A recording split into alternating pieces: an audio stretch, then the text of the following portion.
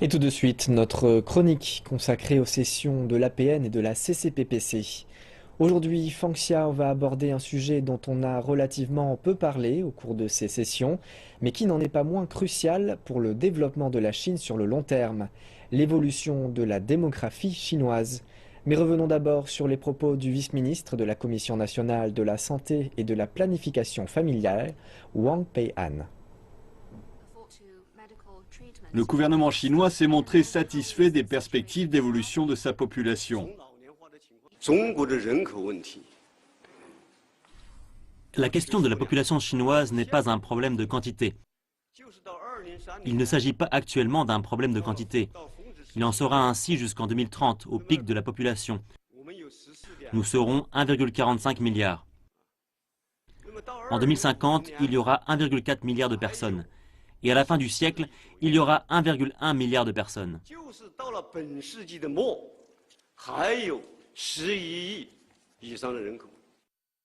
Le plafonnement de la population chinoise est donc confirmé pour 2030. Le gouvernement cherchait depuis plusieurs décennies à mettre fin à la hausse de sa population. La priorité est maintenant d'endiguer le vieillissement de la population. À cet effet, le gouvernement a mis fin en 2015 à la politique de l'enfant unique et autorisé tous les couples à avoir 2 enfants. L'heure était venue de faire un premier bilan.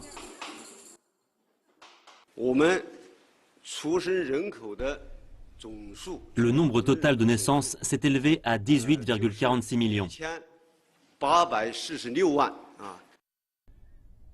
Cela représente quelques 2 millions de naissances de plus que les années passées, un record depuis l'an 2000.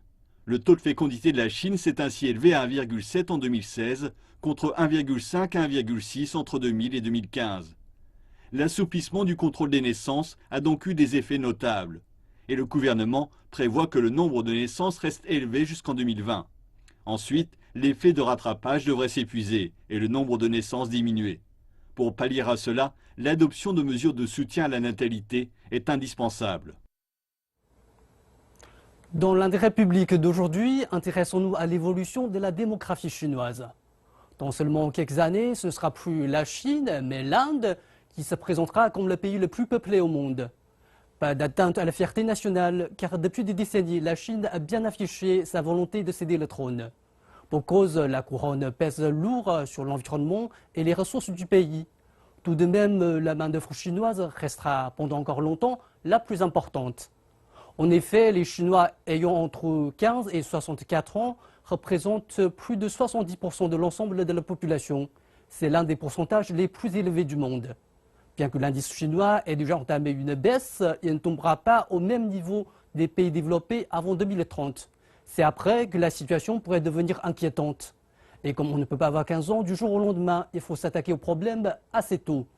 Et si à court terme, la généralisation de la politique des 2 enfants par couple ne sera pas capable de faire monter le taux de fertilité jusqu'à 1,8 enfants par femme, à mesure que la Chine se développe, l'indice pourrait de nouveau connaître une chute importante.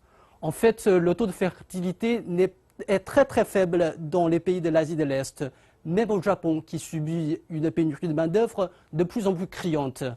Donc il est déjà temps d'encourager les jeunes à avoir plus d'enfants. Mais pour l'instant, ils y sont plutôt réticents. Les raisons principales, difficulté pour les femmes de développer leur carrière, pas assez de temps ni assez d'infrastructures pour s'occuper des enfants et une trop grande pression financière. Afin de répondre à ces préoccupations, des mesures diverses sont déjà évoquées. Quant à la restriction du nombre d'enfants par couple, aucun nouvel assouplissement n'est à l'ordre du jour. Pour l'avenir d'un pays, l'effet d'une mutation démographique, bien que pas immédiat, est profond et chronique. Par conséquent, des réflexions abouties sont nécessaires.